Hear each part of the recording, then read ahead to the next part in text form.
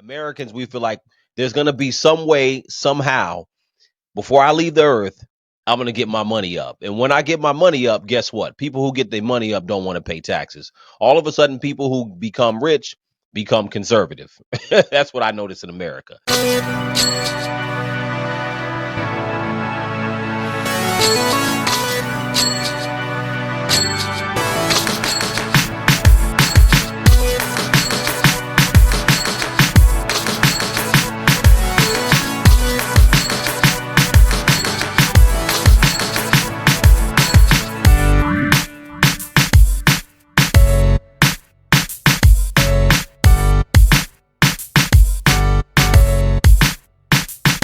Welcome back to the Crucial Convo podcast. You're tapped into your host, Kojo Afriye.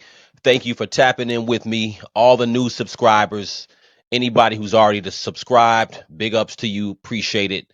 Now, tonight I want to talk about big bank versus little bank. Why is the middle class in America disappearing? So is the problem rich people not paying enough taxes, or is the problem that the average worker doesn't have a job anymore? Industry's just gone. So this is a major thing we're going through right now in America that I think has not just started. Obviously, this is something we've had a problem with for a while. So taking you along my personal journey. Now, with this last election, there has been a very tumultuous time because obviously there's a huge divide between people who are traditional liberal Democrats and people who are traditional conservative Republicans. I think this has been an eye-opening time for me personally because, I always voted for Democrats. I always considered myself liberal. As I've grown, I've realized that that's not really important. I did vote for Barack Obama when he was in office, when he got into office in 2008. And I was so happy just to have someone of color in office at the time. That's just where I was at the time. And, but what I realized over the years, and my point in saying is this: I realized that I started to look at government and I said to myself, okay, what policies or what the trajectory of America, is it going in a direction that I think is good? During the pandemic, we went through that time. America seemed like it was, at that time it seemed like it was the end of the world. But by the end of Biden's term, when we got into this last presidential election, I really started to kind of look at the Democratic Party and say to myself, they've been kind of saying the same thing for a long time. But one thing I did notice is that the trajectory of America, at least for the last 20 years, you definitely saw the middle class start to disappear. And it started even before 20 years ago. But I started paying attention to it during the Bush years. And I said to myself, there's always been this question, right? And between Democrat and Republicans, do you want smaller government and less taxes, right? That's the Republican conservative view. And then for liberals, it's always we need more government programs and the rich need to pay more. Listen, I'm so glad you're enjoying the content. I try to never take days off. You know who else never takes a day off? Hackers. Every day they're breaking into the databases of major companies trying to steal our information. They take that info, sell it to spammers and identity thieves so they can target you. And the crazy part is they never even face consequences. The government can ban TikTok, but they can't stop identity theft. We got to protect ourselves. That's why I use today's sponsor, Aura. The internet can be like the wild, wild west out here, and Aura keeps me safe. They identify data brokers who are trying to sell my information online, and they automatically submit an opt-out request on my behalf. Give Aura just a few weeks and you'll stop seeing your information on these sites when you go to search yourself, which will definitely lead to less spam. The great thing is that Aura will continue to monitor the dark web for me and let me know if any of my personal information has been exposed. They're going to let me know really fast if anyone is trying to use my information to access my credit or my bank account. On top of that, they're going to give me $5 million. Yeah, I said it, $5 million in identity theft insurance if the worst case scenario happens. The Aura app also has a VPN with 100 plus virtual locations. Does your current VPN have that many features? I doubt it. Go to my link in the description at Aura/Crucial Convo Pod and try it for 14 days for free. That'll be more than enough time for Aura to find out if any of your personal information has been exposed. So these two arguments have been the basis of the arguments throughout society. And for myself personally, I always thought that the rich should pay more, right? That's always been, that's what you are when you're a Democrat and you're a liberal. The idea is that the rich should pay more taxes. And why aren't the oligarchs paying more taxes and corporations are greedy? And I started to say to myself, I said, well, hmm, is there more to the story? How did America get to that point where we don't have a middle class? And is it just that corporations and the rich aren't paying their fair share? And I think it's a little bit deeper than that, right? So the American manufacturing base right now, this is something that Donald Trump has been focusing on with his administration, and the trade imbalances. This is something that he's talked about. And I think that for the first time, I really think that it's been to the forefront. I haven't seen a president in my lifetime really talk about these things and get these things on the table. So I think that we're in a time right now, no matter what side of the aisle you're on politically, there's some things brought to the forefront that we can never unsee. So I want to talk about American manufacturing first. Now, where did it go? After World War II, the US emerged as an industrial giant. With Europe and Asia rebuilding, the US became the world's leading manufacturer. Factories that once produced war materials shifted to consumer goods, leading to an economic boom. The War Department changed its name and continued to spend the taxpayers' money for defense. Big business got bigger during the war. With increased capital, production capacity, and new technology, American industry was in a position to dominate the post-war domestic and world markets. America owned 50% of the world's material assets for a time. Companies like General Motors and Ford dominated global auto production, creating millions of jobs and fostering a robust middle class. The period from 1945 to 1970 is often called the golden age of manufacturing. In the US, we produced a significant portion of the world's goods, and manufacturing jobs were abundant. This era saw the rise of iconic brands like Coca-Cola, Levi's, and Boeing, symbolizing American industrial might. Cities like Pittsburgh flourished as the heart of the steel industry. Boeing became a global leader in aerospace, producing commercial jetliners and military aircraft. The steel industry, particularly in Pittsburgh, was pivotal, with companies like US Steel employing hundreds of thousands. By the late 1970s, challenges began to emerge. Foreign competition, particularly from Japan and Germany, began to erode US manufacturing dominance. Companies started offshoring production to cut costs, moving industries like textiles and electronics to countries with cheaper labor, such as South Korea and Taiwan. The auto industry faced stiff competition from Japanese automakers like Toyota and Honda, which offered fuel-efficient, reliable cars. This led to significant market share losses for American companies like General Motors and Ford. Globalization facilitated international supply chains. Iconic brands like Nike and Apple began offshoring production to countries like China and Vietnam, where manufacturing costs were significantly lower. That's part of the erosion of the middle class. Most of the middle class, most of America, a big portion of America are middle wage to low wage workers. One of the biggest things right now is the fact that Trump is working on tariffs, right? So people have to understand that when it comes to trade, right? America has always had lower tariffs on things imported into America, and other countries such as China, just for an example, has always had higher tariffs. There's always been a trade imbalance, and America has always worked with that. Now, why we work with that, that's a dynamic question in regards to corporations, in regards to global policy. There's many things there, but there's always been a imbalance in trade for a long time. So this is nothing new. So when you hear the Trump administration talking about these tariffs, this is just something that needs to be tackled right now. Why? Because America has eroded the middle class for so long that this is now, at least as far as the Trump administration, is something that can help to solve not only the national deficit, but also help to bring manufacturing or encourage companies to do business in America. The thing about America, I want to say, I think that Americans are kind of, we're capitalists, whether we admit it or not. We're not socialists. So if you talk to people who don't have money, most people will say who don't have money or on the lower rungs of economics, they may say, you know what? Yeah, I feel like the rich should pay more and government should provide more services. Now, I don't have a problem with that. But then when people get money in America, there's always this hope.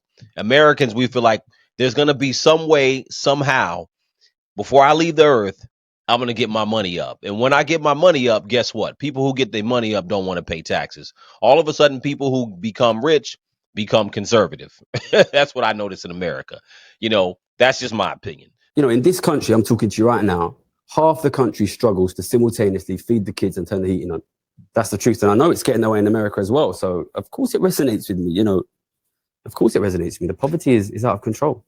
I mean, Dave, the argument will be, I'll let you espouse the argument you want to espouse. But one of the big arguments, of course, is that what billionaires like Elon Musk have done, for example, is they build tremendous businesses which generate tremendous amount of jobs for people to then earn good money and do exactly what a lot of people here can't afford to do. So therefore, they can be a force for good, albeit obviously you're going to get bad apples. How do you see it? Sure. Well, first, let me jump to the part that I agree with, which is that, of course, there is inequality. And would we all like to see poor people have more? And is it possible that some people have, quote unquote, too much? It's hard to agree what that might be, but I'm sympathetic to that argument for sure.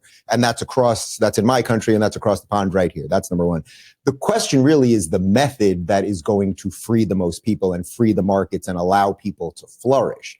I believe in free market capitalism. I want there to be as much competition as possible. I don't have a problem with billionaires because, generally speaking, billionaires have built things. I mean, the idea that Elon Musk is devoting this amount of time to working for the government to help make sure that the government is more efficient is pretty spectacular. So, see, this is kind of the crux of the argument, right? And this is something that I've kind of looked at personally to kind of say to myself, is it the rich not paying enough taxes, or is the real issue that we just don't have enough things for people to actually do? Because again, Americans are not socialists. Americans do believe in free market and capitalism. I think it's just in the fabric of our society. Just a small micro example. During COVID, what we saw is we had a lot of, and rightfully so, we had money given out essentially to everybody, right? We had a lot of fraud. We had a lot of money just sent out through PPP loans, other small business loans, really large unemployment. And what you found is that people didn't want to go back to work. And some people were being responsible and paying off credit and doing things like that. But there was a lot of spending, and people just kind of spent that money. And once time went on, we saw what we already knew was going to happen: inflation. The biggest issue is, we talked about earlier, when you talk about companies using cheaper labor, this is something that, in order to bring companies back, there's two approaches. So for instance, when Kamala was running, her proposal was to raise the corporate tax, was to tax the corporations more, right? So that was the whole thing. You know what? We'll tax the corporations more and make the rich pay their fair share, quote unquote. We're going to go ahead, we'll tax unrealized capital gains, meaning that if you own a property or other things that you haven't realized the gain yet, you own the property, let's say you bought it 10 years ago and it was worth 100,000. Now it's worth 500,000. I'm going to tax you on the 400,000. I'm going to tax you on the value of what it is today, even though you haven't sold it. So that was a proposal of Kamala and the Democrats. And it was bad economic policy to me. So to me, you either tax the corporations more, right? That's an argument, and tax the rich more, or you encourage business to do business, corporations and businesses to do business in America, right? How do you do that? It brings us kind of to what's going on now with Donald Trump and his tariffs. So now with the tariffs, there's two different things. One involves the fentanyl with Canada and Mexico, and the tariffs are used as a negotiation tactic or a threatening tactic to get things done, right? That's one thing. But the tariffs with China as well, not just the fentanyl portion of it, but the tariffs are about making trade a little bit more balanced, right? So a tariff is essentially a tax, right? So when you import something into a country, the importer pays the tariff. They pay the government that tariff. Now, the argument is that when things are brought into our country from China, if you put a tariff on them, the people who sell those products will just, raise the prices of the goods. So, but nonetheless, the whole purpose is to even the playing field. In China, you can't do business in China. American companies cannot do business in China unless they partner with the government or a Chinese entity 50-50. So that's known. Also, their tariffs on us are higher than the tariffs we put on them. So you don't really see American products in China. You don't see cars and things like that in China because the tariffs are also meant to protect your borders and protect the businesses within your borders to protect them from foreign goods. United States doesn't do that. We allow everything in the country. So the American worker has been kind of screwed six ways to Sunday. So just talking about tariffs for a minute, I want to go into this interview with Howard Lutnick. He did an interview earlier. Americans, I don't think really understand what's going on because we have to agree and understand where our country is. I think the idea that we are in good economic shape is just it's it's not real. It's not the truth. And I think that we need to make sure that one, we agree as to where America is and where we want America to go. So right now there's just so much noise because I feel like the Democrats are one a little bit worried the fact that Donald Trump has kind of cannibalized their ideas. He's kind of getting to all the ideas that they may have wanted to get to. And I think people are worried about the credit they're going to get or the credit they're not going to get. I think people are worried about their seats. They're worried about saving face. And I think that this is not where the American people are focused. American people are focused on today, how the economy gets better, but things won't change overnight. The question is, where do we want America to go? And I think that right now the Republicans have done a better job at least approaching that subject as to where do we want things to go in the future. Everyone in the world, they have high tariffs and we have low tariffs. And that having a little fairness would seem reasonable. So that starts April 2nd. We're going to start having reciprocal tariffs, fairness, right? And then we're going to do bilateral trading deals with each of the countries who want to work with us. And let's see if we can't make it better. Unleash our farmers, unleash our ranchers. You won't believe the nonsense that I've had to read. India, the prime minister comes and visits, brags about his 1.4 billion people, won't let us sell a bushel of corn. And think of the stuff they sell here. You gotta be kidding. But when it comes to the Canadian situation, what is really being accomplished with all of these 1 or 2 day tariffs that end up getting yanked? Well, when you're negotiating with someone and they're not paying attention and they're disagreeing, the president, who's the best deal maker ever to sit in that chair, is going to say, here's my response. And then all of a sudden, shockingly, they respond. So that's what he has to do. He has to do what he thinks is important to get the right deal for America. You've got the right person sitting in that chair. The workforce of the United States of America, 2/3 is high school educated, 1/3 is college educated. The life expectancy of my high school educated workforce is 7 years lower. Makes me want to cry. Why? Why is it 7 years lower? It's not the air we breathe. It's not the food. It's not the medicine.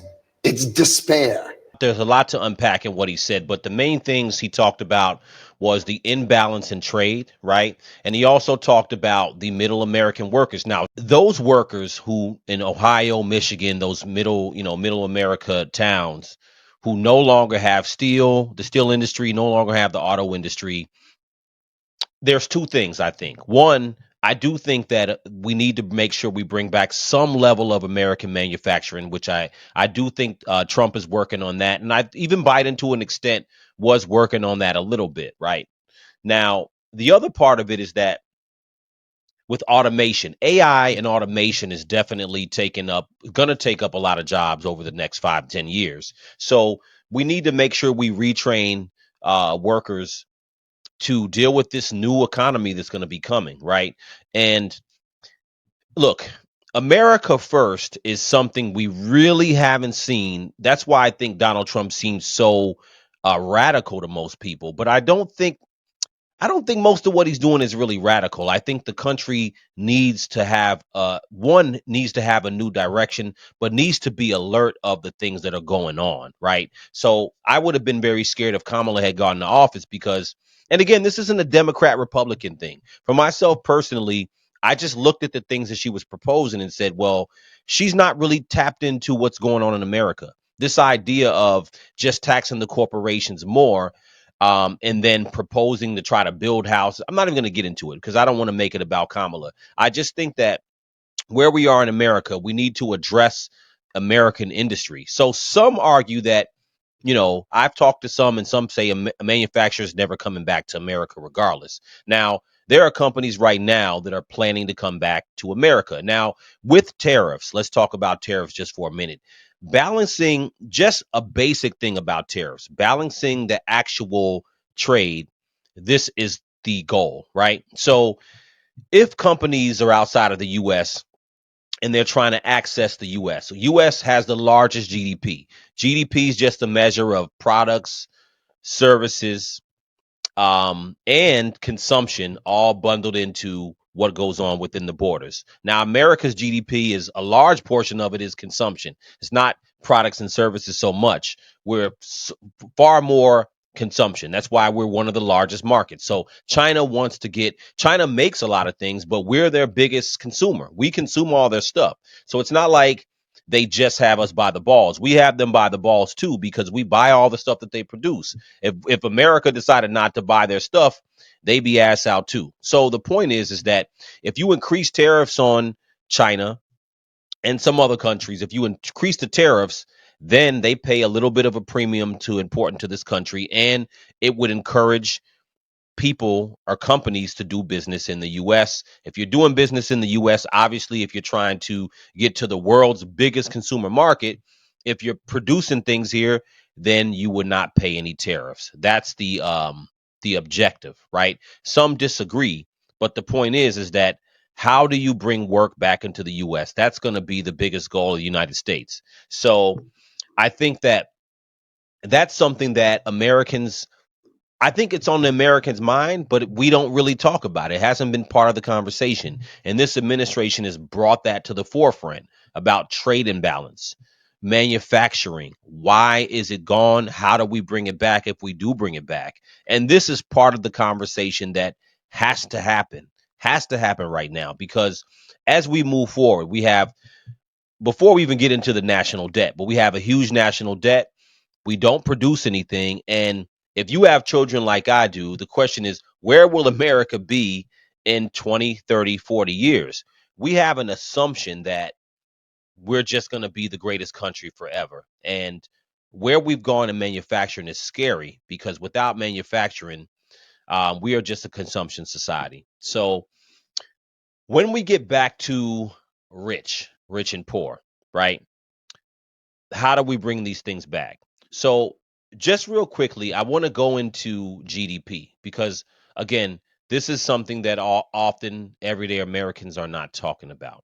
So, I'm just going to share a screen of GDP. And again, GDP is just a measure of products, services, and consumption. This is a measure of the economic health of a country.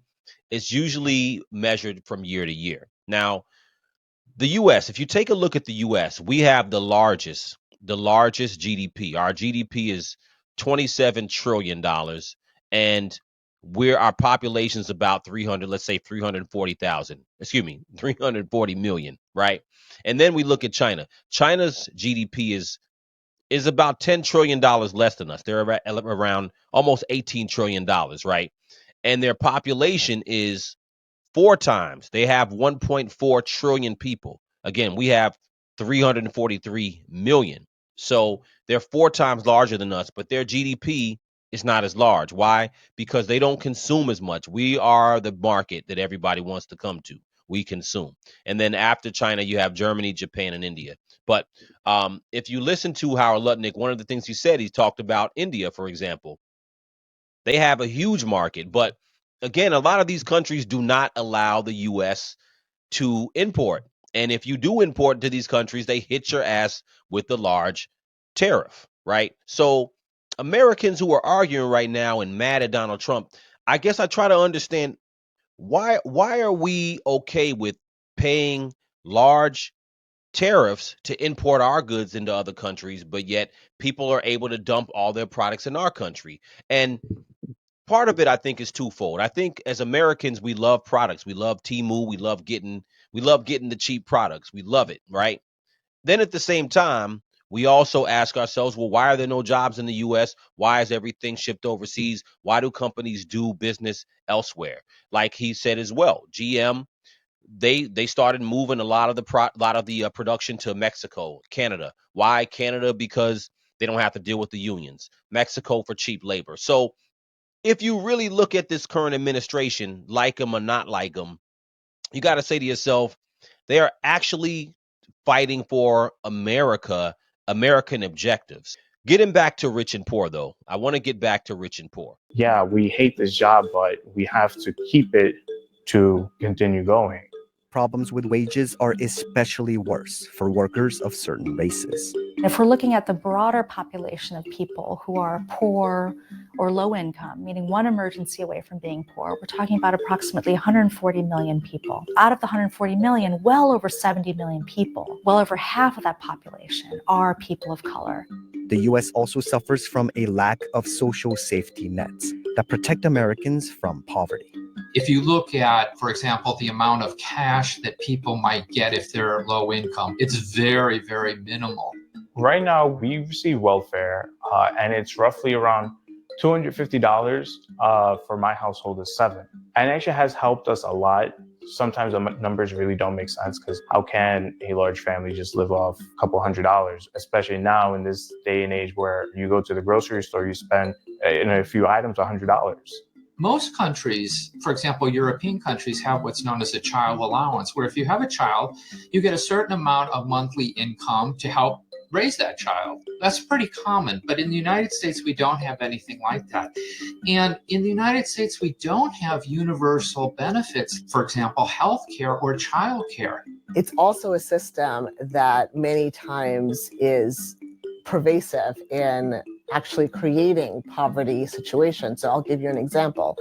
If I'm eligible for Medicaid today, and I'm also eligible for cash assistance, and I'm also eligible for SNAP, if I get a job that provides me even a little bit closer out of poverty, I lose all those benefits immediately, which means that I'm incentivized, if I need health care for my children, and I have a job that's not going to provide it right away, to not look for employment that is going to pay me an amount that's going to make me ineligible for certain benefits, right? So while people are working really hard for upward mobility, the systems that we have in place don't give them the grace to be able to come out of poverty and provide their own agency to actually create the opportunity for upward mobility. There is an argument there. We do kind of have a system sometimes that encourages you to stay in poverty. It encourages people to not necessarily want to work because it's like, if I'm eligible for certain programs, I'm going to stay right there. And if I do get a job, they're going to take all that away from me. So now that's not an argument to say that there shouldn't be social programs for people, but I think that it has to be, we got to start changing the way things are done. My personal journey is really, I agree with certain things as far as what you would call liberal or social programs. I do appreciate them, and I think they should be rethought. And then on the conservative side, I do think there's a place for less taxes. You know, when you get into how much Americans are taxed, I mean, we can talk about corporations paying more taxes, but what this Trump administration is trying to do is to cut taxes for everybody, have less federal tax, federal income tax, no tax on tips, no taxes on overtime. No, now Americans keeping more of their money is important because, you know, as we know, most Americans, I mean, the average American out of your check, somewhere around 20% of your check is gone, right? So you have the federal income tax, state income tax, obviously Social Security, Medicaid, Medicare, and then anything you have going to your 401ks. So most of the time, about 20%, maybe sometimes in some cases 25%. If you're paid a bonus, now it's taxed at a higher rate if you have some type of bonus in your check. So you could have 20 to 25% of your money gone. maybe in some cases even more than that, 28%. So a lot of money is taken out for taxes. Now, where I've come to when I looked at government. Now, this whole Doge thing, I know people are losing their shit over Doge, but I do like the conversation about smaller government, because is government big and clunky? I believe government is big and clunky, and we are subsidizing jobs just to say we have jobs while we have this huge deficit. So government should be smaller, and we need to have more. We need to have more industry in America, because at the end of the day, if you really look at it, tax revenue going to the government funds the government jobs, right? So it's important to make sure that government is lean and government is efficient. That's so important. If government's not efficient, you're essentially eating your own country. And this is why, if you look at other countries who economies are bad, they have people working for the government and they have no private industry. You can't show me a country really in the world that doesn't have private industry where the people are living good. Now, if you do see a country like that, then you're living in essentially socialism, and it's essentially controlled by everything. That means the government controls everything. And Americans don't want that, right? So we got to decide, what do we want? So if government is going to subsidize life, then you won't have any private industry. And that's what made America the biggest country, the biggest economic giant that has ever been, is because of private industry. We got to remember where we started. Now, regardless to how you feel about America's history, I know a lot of times people get into that and they feel like, well, America had a horrible history, how it started in XYZ. I can agree with that. But we are where we are. If you live in America, you're raising your kids in America. We're Americans. We live here. And we have to start looking at what's going to be best for the country. So we haven't lived in a time where we've had this conversation about what is best for America, Americans first, what's going on within our borders, how do we make our borders better? Because we've been living in a time where we just feel like we're America, we're the greatest, and it doesn't matter. We can fund everybody. We can fund and help in every war. We can protect every country. We can give all this money to Ukraine. We can fix this. We can fix that. And now America essentially is internally broken. It's literally internally broken. And that's just the reality that we have to come to. So the question is, again, are the rich paying their fair share, right? Let me go to a report. Now, this is just talking about the rich. This is something I saw. It gives some perspective. This is something from 2024, right? So this is just last year. So let's talk about that. Are the rich really paying their fair share? Now in 2024, billionaires' wealth increased 1.4 trillion, or 3.9 billion a day, right? There were 74 new billionaires, right? According to a 2021 White House study, 400 billionaire families in the U.S. paid an average federal income tax of just 8%. In comparison to the average American taxpayer, who pays 13% at the time. According to leaked tax returns highlighted in ProPublica investigation, 25 of the richest Americans paid 13.6 billion in taxes from 2014 to 2018. And that's a true tax rate of about 3.4%, or 401 billion in income. That's not paying their fair share, according to this article. Instead of rewarding wealth over work, our tax system ensures that billionaires play by the same set of rules. It should ensure that billionaires play by the same rules as all of us. It's good for the planet. It's essential for preservation of our democracy.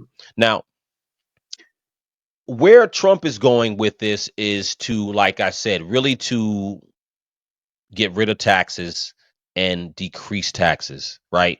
And not have so much of money taken out of our check. It's interesting when you look at, now let's talk about the tax laws. Tax laws are actually created to for an advantage for you not to pay taxes. If you really start to get into tax law and understand it better, I'm not a professional at the subject, but I know a little bit.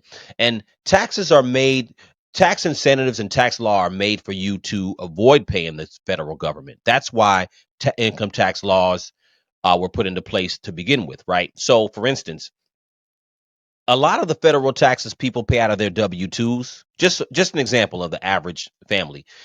Let's say a husband and wife, are paying taxes from their W-2s, right? And then you have businesses. That's why you have to know how to do your taxes and have businesses, because the whole point is to write off expenses. That's what corporations do. And I'm not saying that corporations shouldn't pay more, but the whole point is for you to write off taxes. So what happens is that if you have a W-2, your money's automatically taken out. You don't get to decide. There's a tax rate, that money is gone, the government takes it. Now, if you know how to write off expenses, you lower your taxable income and then you get back a lot more money. And a lot of times the money you get back equals about the money that you paid in federal income taxes. So a lot of people, if they understand taxes, when they get their refunds, a lot of that money that they pay to the government is actually refunded back.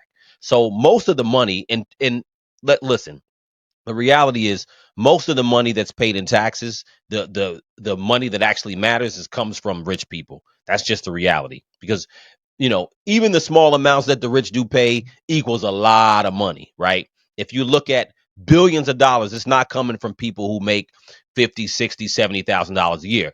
How much are you really paying in federal taxes if you make, let's say, 60, 70, 80 grand?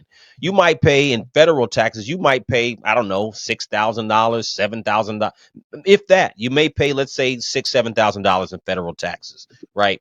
And if you don't write off things, maybe you get back 4,000.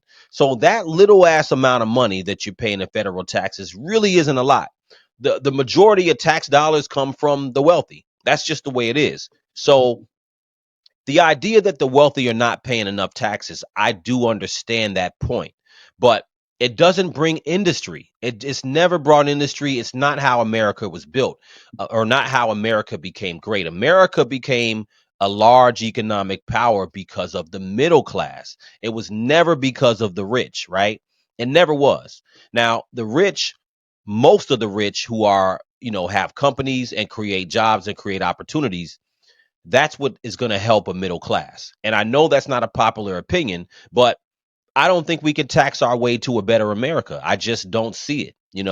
And again, if you even take a state like New York, New York is crumbling, right? Because the cost of living is so high. People don't want to live in New York because it costs too much to live in New York. And the wealthy live in New York, and the wealthy pay like 80% of the taxes in New York State. It's the wealthy that keep the lights on. If the wealthy move, like a lot of them did move in the pandemic, New York lost a lot of revenue. So I say all that to say that it's going to be important for us to figure out how to bring jobs in manufacturing for middle wage workers, middle to average wage workers into America. And that's the conversation that drove me to look at the Republicans a little bit more. This was the narrative. The narrative was government's giving out loads of money, but it's going to ordinary people. But if you look at the ordinary people, they're not getting richer because, and this was the mystery. If the government's getting poorer, somebody has to get richer. This is the way money works. It has the balance. So if government's losing £1 trillion, someone has to get £1 trillion. The narrative is going to furloughed workers, but furloughed workers are not accumulating hundreds of thousands of pounds, which they would have to be doing. So I was scratching my head and I was like, it was kind of like a bit of a Sherlock Holmes mystery. Where is this money going? Where is this money going? And I just traced it back. I was like, okay, why are the furloughed workers not getting richer? Well, that's because this money is not just a gift. It's replacing the wages that they're not getting. Okay, so then who has the wages that these workers would normally have been getting? That should be the companies that normally employ them. So are those companies getting richer? Well, actually, they're not, because the companies that employed furloughed workers were shut down during COVID. They didn't have revenue. Yeah, exactly, exactly. That's exactly correct. So it's not the companies, because yes, they have lost, they no longer need to pay wages, but they have also, exactly as you say, lost their revenues. So then it's who has the revenues, which normally go to the companies that are shut down during COVID. And that is customers. And this is the correct answer. The people who got richer during COVID were customers. But this doesn't fully answer the question, right? Because most customers, it's £20,000 per adult, £1 trillion. Most people didn't get 20 grand richer. So which customers got richer? So if I look at my parents, working class family, not very rich, their expenditure didn't really fall during COVID, because their expenditure is like 95% mortgage, bills, food. And most ordinary poor people, that's their expenditure: rent, mortgage, food, bills. So ordinary people didn't save money during COVID because the essential sector of the economy was not shut down. The sector of the economy that was shut down was the non-essential sector, which we could call the luxury sector or the discretionary sector. So the people who accumulated money during COVID were people who normally have very large amounts of luxury spending. It was almost a perfect proxy for how rich you were. It's as simple. So if you follow it through, it becomes pretty obvious that what lockdown is economically is the banning of the spending of the rich, and that spending of the rich being replaced by essentially printed money from government. So the government prints a ton of money, gives it to service workers, they use it to pay their rent, their mortgage, bills, goes to the owners of the houses, owners of the mortgages, owners of the corporations, the rich, who are basically not allowed to spend it legally. It's like money laundering, essentially. £1 trillion washed from the government through the poor to the rich. But it kept people listen, I want to living in their homes. People see that and think I'm against lockdown or furlough, right? I wasn't against these things, right? Furlough, if you're going to have a lockdown, you have to have a furlough. You absolutely have to. But there should be, somebody has to ask the question.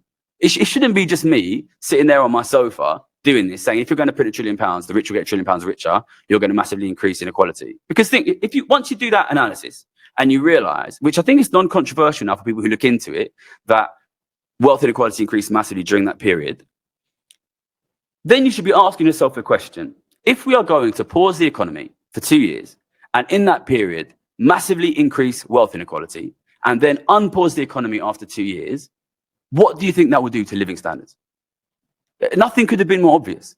If you massively increase, if we just click our fingers now and suddenly half your viewers lose their homes and those homes go to the rich, what is going to happen is those viewers will be poor now and the rich will be richer now. It's not complicated. So for me, this is the reason I set up my YouTube channel. It's the reason I started writing.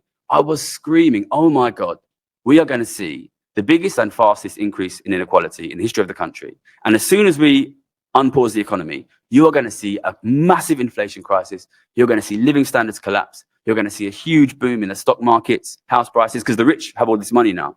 Nothing could have been more obvious. So the question is then, how do you get that money back? Is that what you're saying? Because the political narrative has been, well, we've borrowed hundreds of billions of pounds to get us through. So let me stop that there. So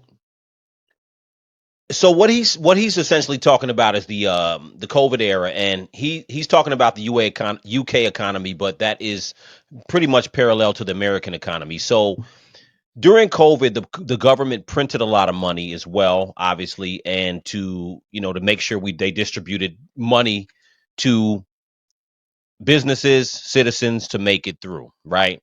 And we got all the PPP loans, like I said, we got all the unemployment, all that stuff was just printing money, right? So if you have, let's say, $1 trillion in the economy, and then you print another trillion and put $2 trillion in the economy, people can spend more, but it just becomes inflation. That money becomes worth less, right? So that's where the argument or the analysis comes into play, because inflation is really something where you just print too much money. You should only have so much money in the economy. So you either print more money, or you reduce costs, or you reduce taxes. Because where does the money come from when the government's just subsidizing everything? You have to have industry, you have to have people working, you have to have a true tax base of what people can afford. Otherwise, essentially, when the government printed all this money during COVID, people got the money and they put it back into the economy. They spent money. I respect Gary Stevenson because he's saying, the money essentially went back to all the corporations who provide the essentials. And that's what's going to happen. I mean, there are corporations that provide essentials. There are people who did save money, but most people spent money during the pandemic. And that's what the government wanted people to do, keep the economy going and spending money. One option could have been that the government could have said, we're going to subsidize or print a little bit more money, but in the following year, we're going to, and I'm talking about America right now, the following year, they could have said, we're going to cut taxes drastically, because this is really the issue.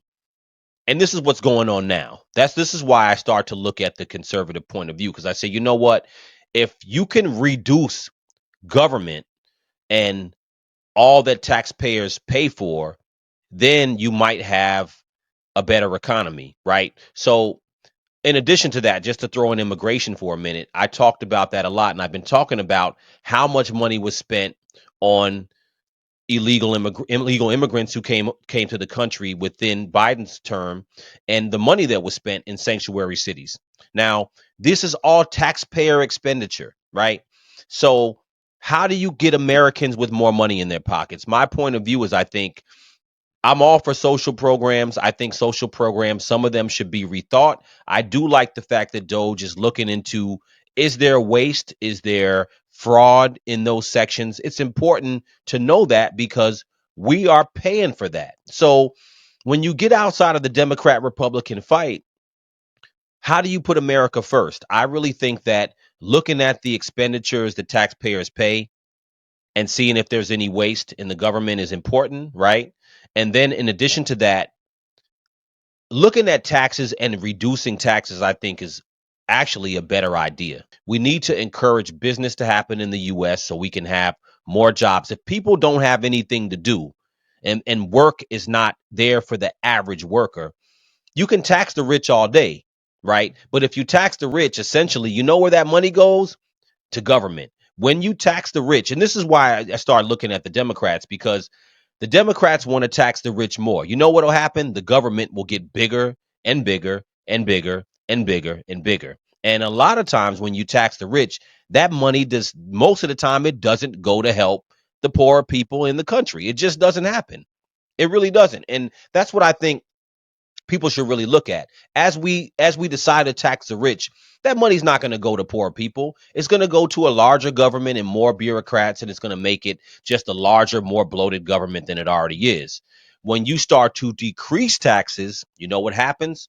You don't have the bloated government. You don't have all these departments and all these funds going different places because the tax base isn't sending all that money and saying, here, government, we'll let you decide where the money wants to go. And that's why I think that America needs to, I think the direction we're going in right now with this president is the right one, because of, we do have to start looking at our country first.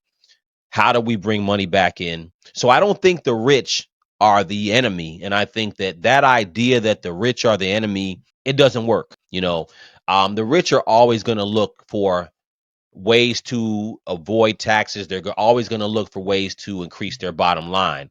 I don't think that's something any government can control.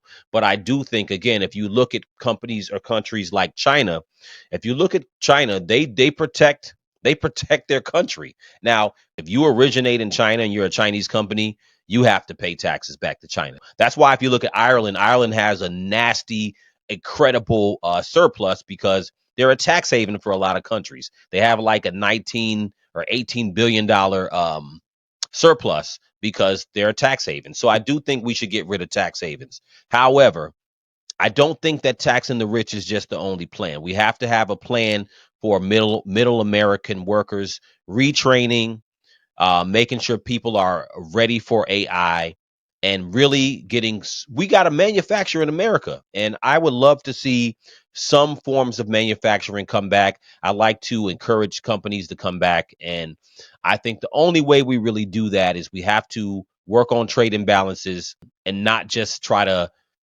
tax the corporations to death. That's never going to work. We can't follow the blueprint of China, but the things that we can understand, in my opinion, from China and some other countries, we can understand that they have mechanisms in place to protect companies within their country. And tariffs are one way to do that. So I think that while this thing seems like a lot of chaos right now, where America's going and the things that at least this administration wants to see for America, it's important to at least try to understand it. And that's what I've been trying to do, is to understand, where is America, what is the condition of America, and what do you see, where do you see America to be? Because I think the noise of just hating this administration and all these things about hating Elon Musk, this guy's already rich. He doesn't need any more money. He's ridiculously stinking rich. So he doesn't really need to even work in the government at all. I think these guys have a different vision for America and an American first ideal. And I think that America we've for a long time, we're weird. We have a lot of patriotism, and then at the same time, we have this level of, like, we care about everyone else and we want to, you know, apologize to everybody else. And it is weird. We don't have this America first idea. But this is a conversation I think that is great for our society right now, and really a great place to see. Let me know what you guys think in the comments. Is it the rich who are causing all the problems? And do you think that taxing the rich is really the best place to go? Right? Was taxing the rich, will it solve the problems of our country? Let me know what you guys think. And in relation to manufacturing, do you think that manufacturing can come back to the U.S., or are we just so used to the past 40 years, or at least the last 30 years of not having strong manufacturing, and this idea that it's just gone forever? Is that what you think? Let me know what you think in the comments. Thanks for tuning in. This is the Crucial Convo Podcast. You're tuned in with your boy Kojo with Free A. If you're not subscribed, I urge you to tap the subscribe button. And of course, leave any comments, good or bad. It's always appreciated. Peace.